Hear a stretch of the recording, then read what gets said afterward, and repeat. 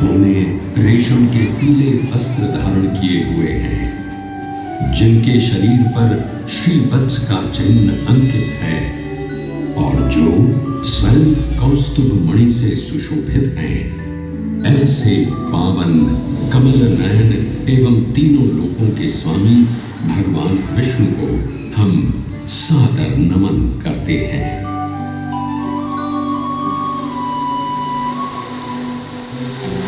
आस्था, दिव्यता, इतिहास एवं वास्तुकला का समन्वय हूं मैं।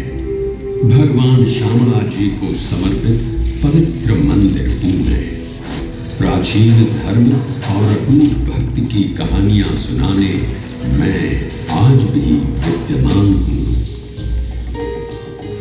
गुजरात के अरवल्ली जिले में प्राकृतिक सौंदर्य के बीच मेश्वा नदी के तट पर स्थित है मेरा ये विशाल प्रांगण, जिसके हृदय में वास करते हैं परब्रह्म भगवान विष्णु।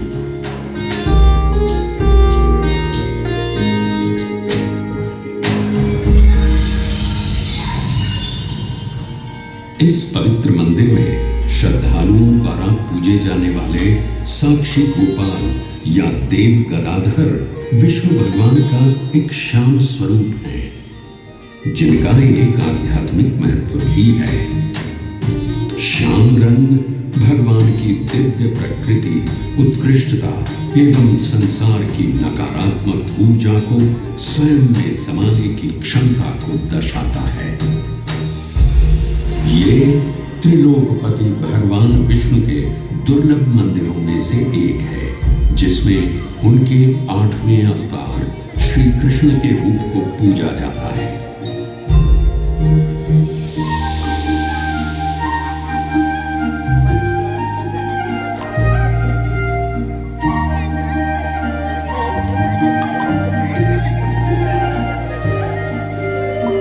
इस मंदिर में भगवान श्यामला जी या कहें श्री कृष्ण चरवाहे के रूप में दर्शाए गए हैं, जहां उनके साथ गौ माता की भी पूजा की जाती है।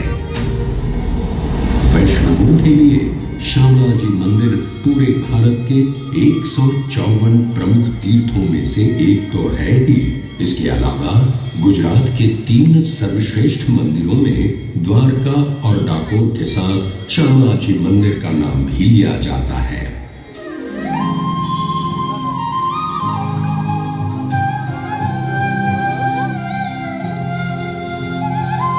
आज हरी धेनु चराए, आज हरी धेनु चराए आवता।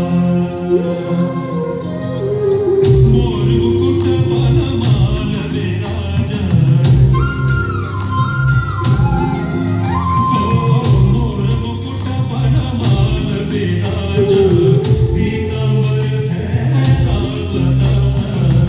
आज हरी धेनु चराए आवता।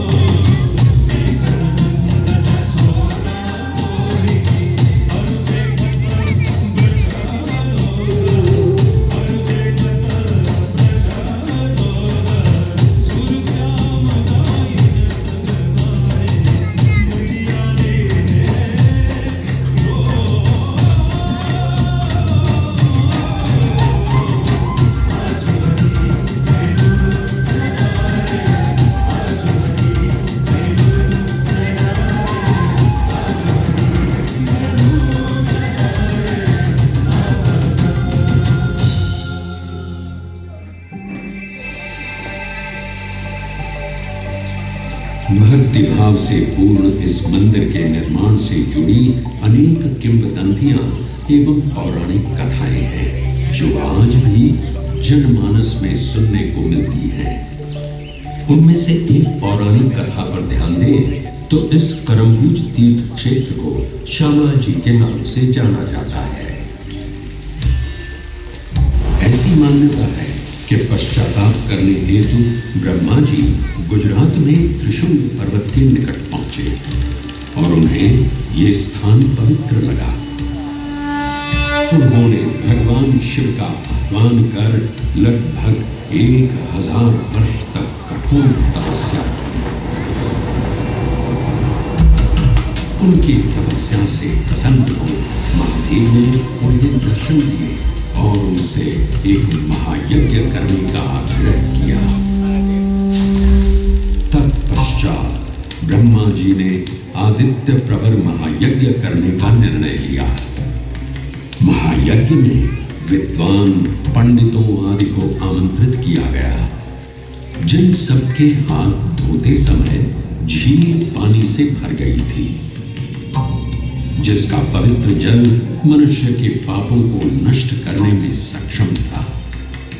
इसलिए देवताओं ने इस स्थान का नाम करम्बूज तीर्थ क्षेत्र रखा। ब्रह्मा जी की प्रार्थना से भगवान विष्णु प्रसन्न हुए और उनसे कहा, हे ब्रह्मदेव, मैं आपकी प्रार्थना से प्रसन्न हूं। आप अपनी इच्छा व्यक्त करें। मुझे बताएं कि आपको क्या वरदान चाहिए। हे स्वामी, हे सृष्टि के पालनहार, आप मुझे वरदान दें कि जो कोई मनुष्य श्रद्धापूर्ण आपकी पूजा अर्चना करेगा उसका कोई अहित न होगा, एवं मोक्ष पाने हेतु जो कोई भी करम्बुज तीर्थ की यात्रा करेगा, आप उन्हें अपने श्याम रूप के दर्शन देकर उनका उद्धार करेंगे। तथास्तु। हे ब्रह्मदेव, मैं सदैव के लिए करम्बूज तीर्थ में निवास करूंगा और जो कोई मनुष्य सच्चे श्रद्धा भाव से मेरी पूजा अर्चना करेगा, मेरा आशीर्वाद उस पर सदैव ही रहेगा। मान्यता है कि तब से भगवान विष्णु अपनी लंबी गदा धारण किए हुए अपने श्याम रूप में इस तीर्थ में निवास करते हैं। इसलिए उन्हें गदाधर के रूप में भी पूजा जाता है। ऐसी ही एक और किंवदंती है जो इस मंदिर के निर्माण का ताना बाना बुनती है।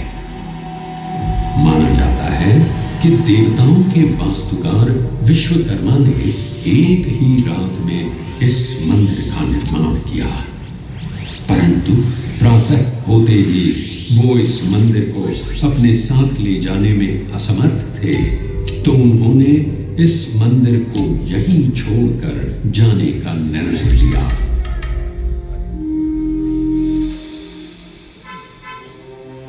किंवदंतियों से अगर प्रामाणिक इतिहास की ओर चले तो इस कहानी के पन्नों की शुरुआत मौर्य राजवंश से होती है।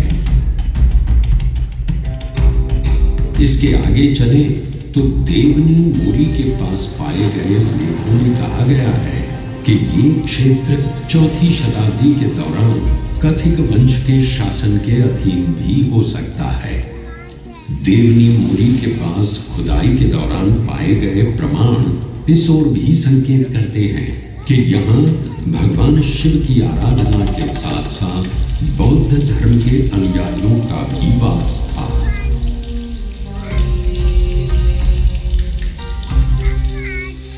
लगभग 5वीं शताब्दी के प्रारंभ में गुजरात में गुप्त काल का प्रारंभ हुआ। ऐसा कहा जाता है कि ये वही समय था जब भगवान शिव के साथ भगवान विष्णु की पूजा की शुरुआत हुई। 800 ईस्वी में जगत गुरु शंकराचार्य, रामानुजाचार्य एवं निम्बकाचार्य तथा अन्य आचार्यों ने वैष्णव अनुयायियों को बढ़ावा दिया। उसी के परिणाम स्वरूप तीर्थ स्थानों का नवीनीकरण हुआ, अनेक मंदिरों का निर्माण कराया गया, यज्ञ किए गए एवं श्यामला जी भी समृद्ध हुआ।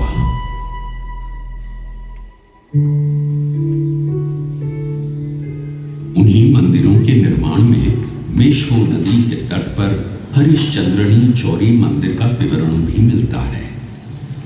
10वीं शताब्दी ईसा पूर्व में बने इस मंदिर की झलकियां आज भी देखने को मिलती हैं। इस मंदिर में एक आयताकार गर्भगृह के सामने एक बड़ा मंडप स्थापित है, जिसमें 2 समीपवर्ती दीर्घाएं हैं जो सभाओं या अनुष्ठानों के लिए स्थान सुझाती हैं।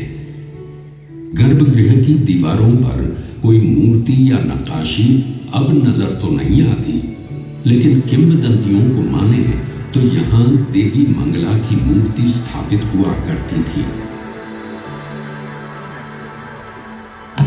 मंदिर का शिखर नागर शैली में निर्मित है। वर्तमान में मंदिर परिसर की दीवारें तो गिर चुकी हैं, लेकिन सजावटी प्रवेश द्वार यानी तोरण अब भी खड़ा दिखाई पड़ता है, जिसे गुजरात का सबसे पुराना तोरण माना जाता है। मान्यताओं के अनुसार राजा हरिश्चंद्र के विवाह स्थल के रूप में भी इस स्थान को जाना जाता है। हरिश्चंद्रनी चौरी नाम से प्रसिद्ध ये मंदिर प्राचीन भारतीय वास्तुकला के प्रमाण के रूप में सदियों से आज भी खड़ा है। समय बदला, दौर बदला। गुजरात में सोलंकी वंश के पतन के बाद एक बुरा दौर शुरू हुआ। तब धार्मिक कट्टरता के आधार पर विदेशी आक्रांताओं ने अनेक मंदिरों को नष्ट कर दिया। राजनीतिक अराजकता के उस दौर में ईडर शासकों ने लगभग 1520 ईस्वी में एक संधि द्वारा इस क्षेत्र को पुनः प्राप्त कर लिया।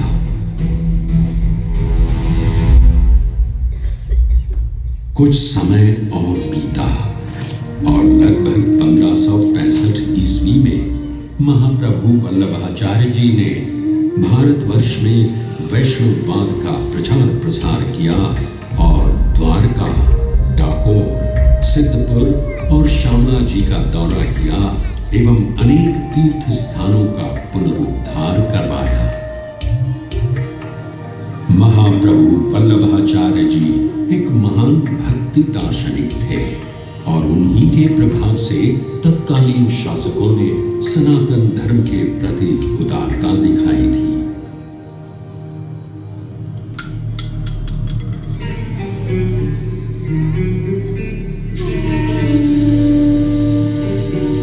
ऐसा माना जाता है कि उसी दौर में अनेक मंदिरों के साथ मेरे इस प्रांगण का भी जीर्णोद्धार कराया गया था। सफेद बलुआ और ईंट से निर्मित सोलंकी वास्तुकला का ये 2 स्तर वाला श्यामला जी मंदिर 3 प्रवेश द्वार वाली दीवार से घिरा हुआ है। मंदिर को मुख्यतः 3 भागों में बांटा गया है, जिसमें सभा मंडप, अंतराल और गर्भगृह शामिल है। मंदिर सुंदर खंभों पर टिका हुआ है, जिसके ऊपर एक छतरी विराजमान है और साथ ही उसकी दोनों ओर अर्धमंडलाकार रचनाएं मौजूद हैं। मंदिर के आंतरिक स्तंभ नीचे से ऊपर तक 3 भागों में विभाजित हैं, वर्गाकार, अष्टकोणीय एवं गोलाकार, जिनके ऊपर सुंदर फूलों की आकृतियां उकेरित हैं। सुंदर नक्काशी से भरा शिखर है जो निस्संदेह अपनी ओर सभी का ध्यान आकर्षित करता है। छत के सामने वाले हिस्से में सपाट छत से निकले हुए छोटे छोटे गुंबद हैं। इस मंदिर के ऊपर सफेद रेशमी ध्वजा जी फहराया जाता है, जिसके कारण इसे ध्रोणी ध्वजा वाला भी कहा जाता है। मंदिर में हाथी एक बहुत ही सामान्य प्रतीक है। इसकी बाहरी दीवारों पर अर्ध प्रचंड हाथियों की बड़ी आकृतियां प्रदर्शित हैं। मंदिर की इमारत के चारों ओर पत्थर में उकेरे गए हाथियों के सिर और अग्रभागों की एक झलक देखी जा सकती है। इसके अलावा मंदिर की बाहरी दीवारों पर देवी देवताओं की छवियां, भौगोलिक चित्र, विभिन्न प्रकार के फूल, जानवरों और परनालों की आकृतियां देखने को मिलती हैं। देवराज इंद्र, वरुण, अग्नि, वायु, कुबेर, शिव एवं गणेश के साथ साथ मां इंद्राणी, चंद्रिका, सरस्वती आदि देवी देवताओं की नक्काशी के रूप में भी आकृतियां सुसज्जित हैं। इसके अलावा रामायण, महाभारत, श्रीमद् भगवद गीता और पुराणों के दृश्यों को बड़ी ही रचनात्मक शैली में चित्रित किया गया है। मंदिर के प्रवेश द्वार के सामने एक द्वार स्थापित है जिसके दोनों ओर विशाल हाथी देखे जा सकते हैं। हाथी द्वार सीधे मुख्य मंदिर की सीढ़ियों की ओर है। ये प्रवेश कक्ष की ओर ले जाता है। मंदिर के प्रांगण में गरुड़ की एक बहुत ही सुंदर मूर्ति है। ये वही मूर्ति है जिसे आक्रमणकारियों ने नुकसान पहुंचाया था। मंदिर में 2 शिलालेख भी देखने को मिलते हैं। ऊपरी स्तर पर पत्थर पर 94 ईस्वी और 102 ईस्वी के शिलालेख अंकित हैं। तो वहीं मंदिर के प्रवेश द्वार पर एक और शिलालेख देखने को मिलता है जिसमें 1762 ईस्वी में टिंटोई के ठाकुर द्वारा किए गए मरम्मत कार्य का विवरण मिलता है। इन 2 शिलालेखों से ये पता चलता है कि ये मंदिर मूल रूप से एक स्थानीय व्यापारी हलधर बलराम का था और भगवान कृष्ण या श्यामला जी की त्रिविक्रम छवि मूर्ति संभवतः बाद में स्थापित की गई थी। वास्तुकला और मूर्तियों में अपनी कलात्मक सुंदरता के लिए मेरा ये प्रांगण पुरातत्वविदों और कला प्रेमियों के लिए सदैव ही पसंदीदा स्थान रहा है। ये पसंदीदा स्थान या अन्य धर्मों के प्रति उदार नीति हर मुगल बादशाह अपनाए, ये शायद संभव न हो सका। बादशाह औरंगजेब ने धार्मिक कट्टरता को बढ़ावा दिया और इसके परिणाम स्वरूप उसने अनेक मंदिरों को नष्ट कर दिया, जिसमें ये मंदिर भी उसकी क्रूरता का साक्षी बना।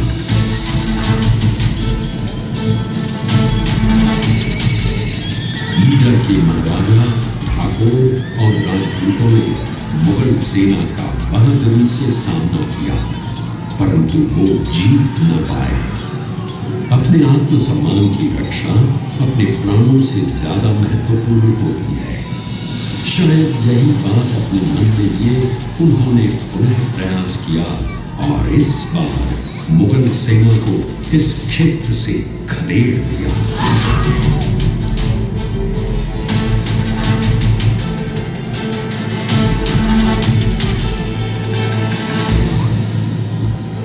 वर्तमान के खतरों को देखते हुए पुजारियों ने भगवान श्यामला जी की मूर्ति को करमबुज तालाब में छिपा दिया और यहां से पलायन कर गए। माना जाता है कि तब आदिवासी यहां खेती किया करते थे। कुछ समय बाद एक आदिवासी को खेती करते समय ये मूर्ति प्राप्त हुई और उसने इसे अपनी झोपड़ी में रख पूजा अर्चना करना शुरू कर दिया।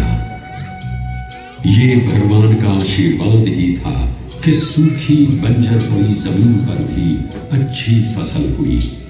आदिवासियों के लिए ये उनके कालिया देव का आशीर्वाद था। मूर्ति का रंग काला होने की वजह से कालिया देव नाम आया।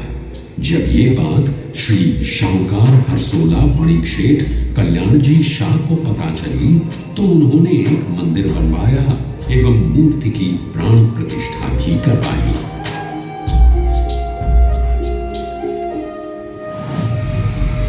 समय अब सनातन धर्म के लिए अनुकूल था।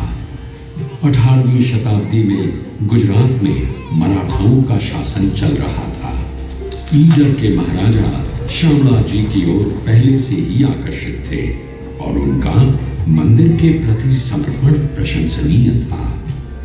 समय पड़ने पर उन्होंने मंदिर की मरम्मत तो करवाई, साथ ही साथ लगभग 1860 के आसपास मंदिर में श्यामला जी की मूर्ति भी स्थापित की गई। अब एक ऐसा दौर आया जिसने भारत का स्वर्णिम इतिहास ही बदल कर रख दिया। पूरा देश ब्रिटिश हुक्मरानों की गिरफ्त में था।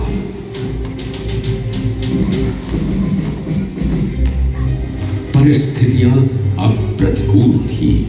मंदिर पर और कोई आपत्ति न आने पाए, इसलिए ब्रिटिश शासन के दौरान ही ईडर राज्य के शासक श्री केशरी सिंह जी ने इस मंदिर के नियमित प्रबंधन के लिए वैष्णवों की एक समिति बनाई।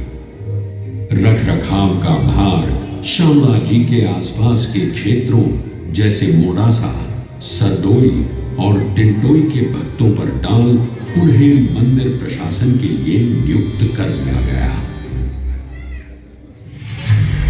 समय सदा एक सा नहीं रहता, ये बात बिल्कुल सही है, क्योंकि अब अंग्रेजों का वक्त खत्म होने वाला था।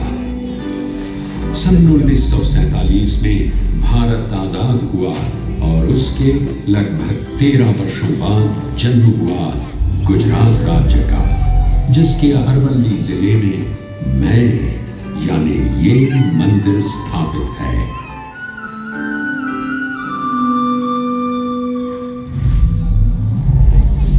मंदिर का प्रशासन सुचारू रूप से चले, इसलिए ईस्वी सन 1953 में एक ट्रस्ट भी पंजीकृत कराया गया। मंदिर के प्रति निष्ठा रखने वाले कई पुण्यात्माओं ने इस तीर्थ स्थान के सौंदर्यीकरण में अपना अविस्मरणीय योगदान दिया। उन्हीं में से श्री मफतलाल गगलभाई का नाम अग्रणी रूप से लिया जाता है। न केवल उन्होंने बल्कि उनके परिवार के सदस्यों ने भी मंदिर के प्रति अपनी आस्था रखी और श्यामला जी मंदिर का जीर्णोद्धार करवाया और इसे सुंदर मूर्तियों से सजाया।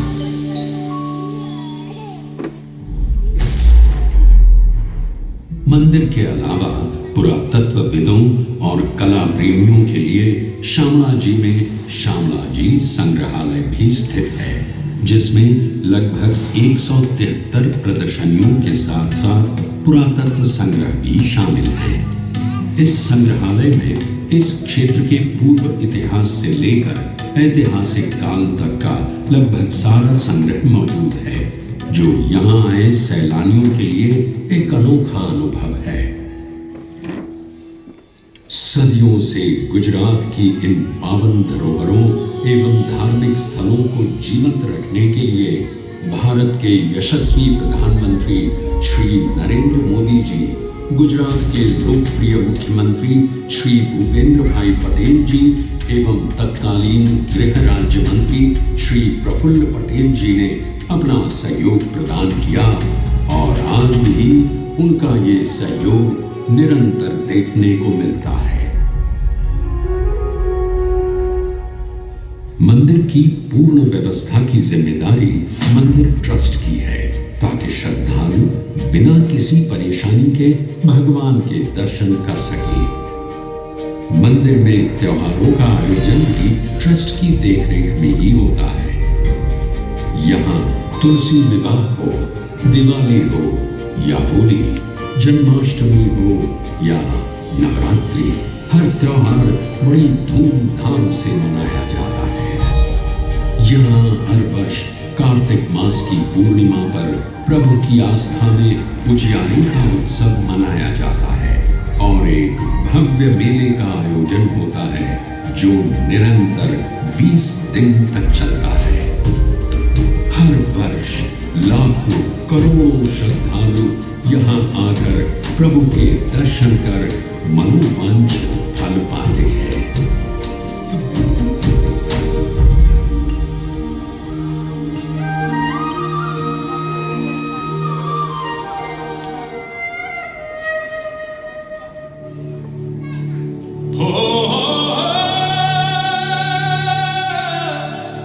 मारी हुंडी स्वीकारो महाराज रे सब